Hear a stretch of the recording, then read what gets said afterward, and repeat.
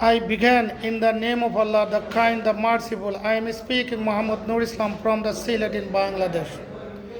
Killer will not be able to go in heaven. Every killer is a notorious disbeliever. He is rejected into Islam, who is a killer.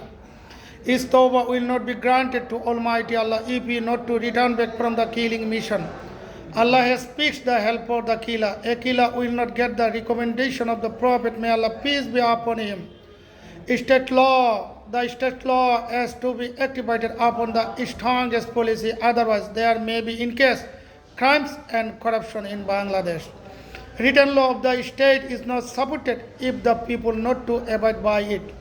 Stop all scandal politics from the Bangladesh. Therefore, all crimes and corruption will be humiliated on to Bangladesh.